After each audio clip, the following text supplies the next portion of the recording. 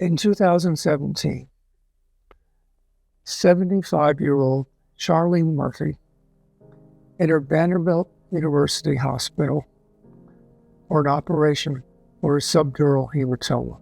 Nurse Redonda Vaught took care of her and was supposed to administer Versed, a powerful sedative, to Miss Murphy.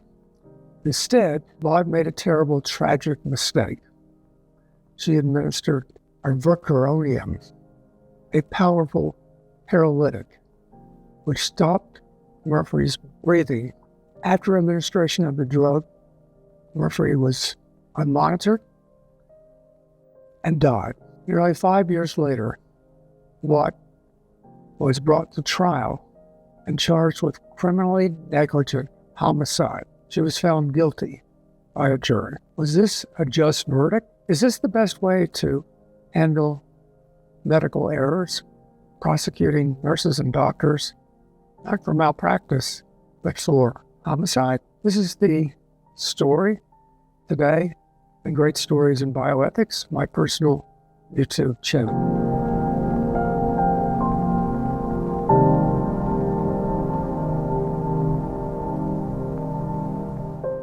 So when I first started researching this episode, which is basically about mistakes in medicine, and I came across the Redonda Vaught case, I thought, wow, she was pretty blameworthy.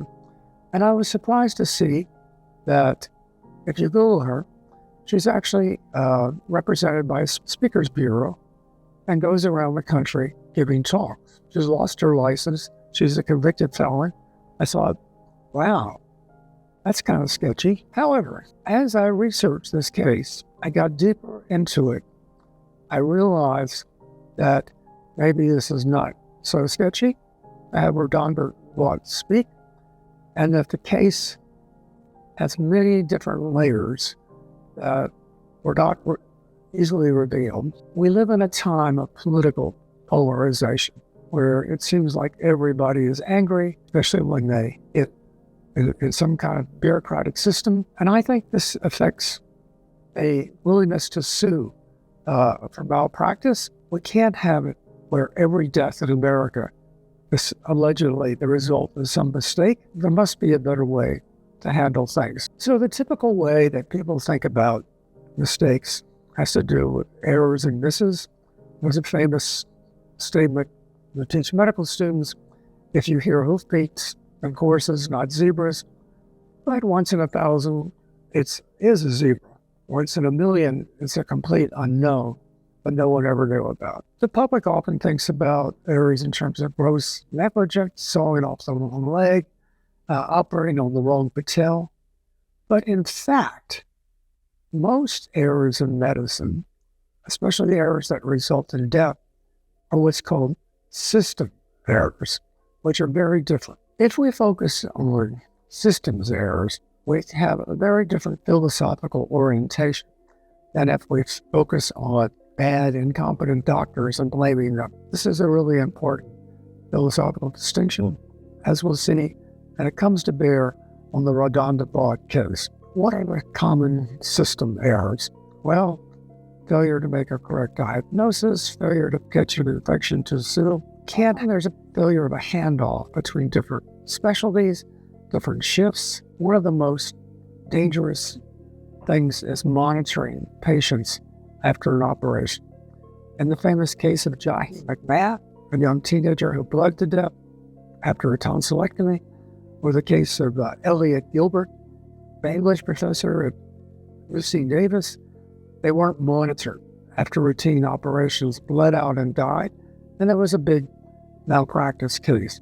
Another system error often occurs on the night of June 30th, because at midnight, medical students officially take charge of shifts, and many of the doctors and nurses go home, and there is often a slip between the cup and the lip about how to treat care of patients. When I was teaching medical students at UAB, there were some famous cases where a patient was having convulsions on a halo brace and no one could find the wrenches.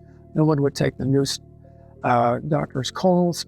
There were cases where people had a whole bunch of cases and they didn't read all the notes, and people came back later with cancer. It was a very famous case called Libby Zion in New York City, where Libby died and her journalist father really found that the residents were working like 120 hours a week. They were exhausted. No wonder mistakes were made. And as a result, in New York, the system changed for the better. Atul Gawande has actually done some work on this. He created something called the Checklist Manifesto to make sure the system works better. There are quality control officers in hospitals. If you could ask, is your name George Smith? And were you born in 1948?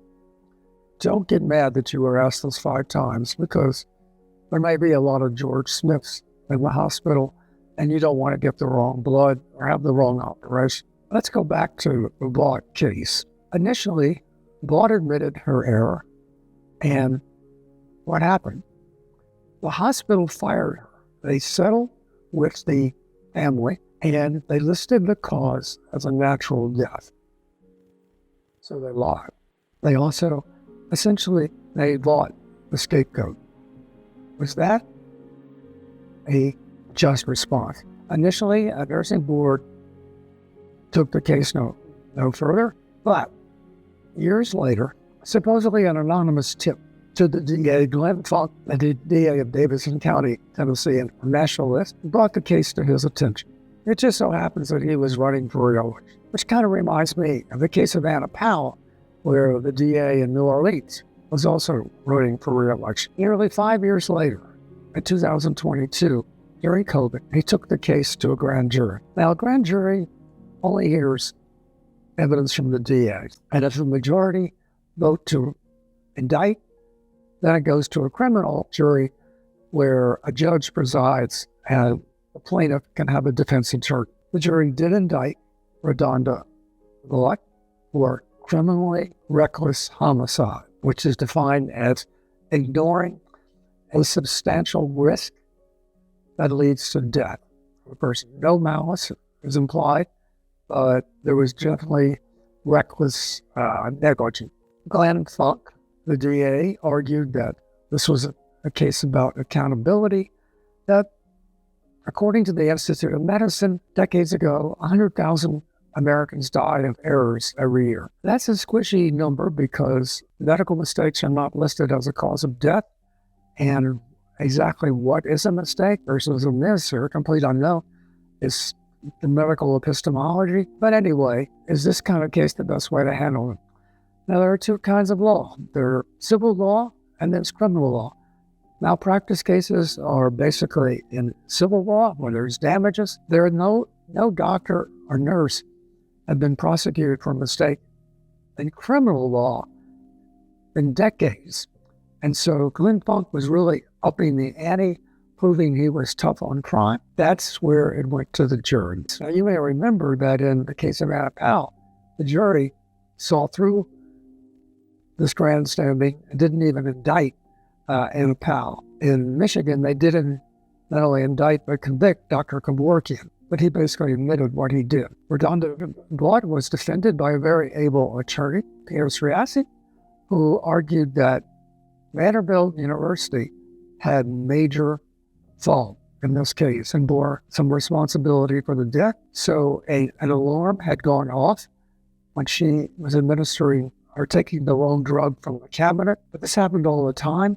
And in order to get nurses to do more cases faster, of course, there's always a nursing shortage. Vanderbilt had instructed nurses to override the drug alarm system, which they customarily did. Also, nurses were told strictly to follow physician's orders. Physicians did not put in an order to monitor Charlene Murphy after she was given medication. If you think about these drug dispensing systems, imagine that there's a whole list of medications, and Versed and Berthronium, both starts of BER, are right together, and how easy it would be to put your finger on the wrong tab. By her own admission, Vaught had a nursing student trainee with her. It's easy to see how she could be distracted. Unfortunately, also, on the Berthronium, it does say paralytic agent, but somehow Vaught missed that. So what happens? The jury found that they had to convict Vaught. Outside, nurses rallied in support of her. 200,000 people signed a petition that she should not go to jail. She's now a convicted felon. She's going to lose her license. She could go to jail for a long time. An interesting thing happened in this case. The family of Charlene Murphy actually testified that Charlene Murphy was a forgiving person and would not want Vaught to go to jail. There is another way to handle these mistakes. If you adopt a blame system, then hospitals will tend to stonewall, to never talk to patients, to never apologize. This happened in the Joggy McMath case. It happened in the Elliot Gilbert case. It happened in a case like the movie The Verdict show. Like it was a case like that in Birmingham at Children's Hospital, where they erased the nurse's name from the chart that was convicted of the doctor. All these are defense, stonewall against a blame culture. But what if you just took a systems approach and adopted something called Sorry Works? The Sorry Works Coalition says, admit the mistake immediately, have the person who made the mistake apologize face-to-face to the family, and settle. And guess what? If you do that, you have a lot fewer malpractice suits. So in this case, the judge was merciful and gave Vaught just 3 years of probation and no jail time. And the family was relieved. I think the world was relieved. But the whole case brings up the whole way this case was handled. Really, Vanderbilt was very much at fault here in many ways. The paralytic agent should never have been possibly dispensed. And a state investigation by Tennessee investigators found that Vanderbilt University Hospital bore, quote, a heavy responsibility for the death of Charlene Murphy, but they got all scot-free. That's it for today. I think it's very interesting how bioethics and the law come together in some of these cases. There's a huge amount more to talk about in terms of medical mistakes.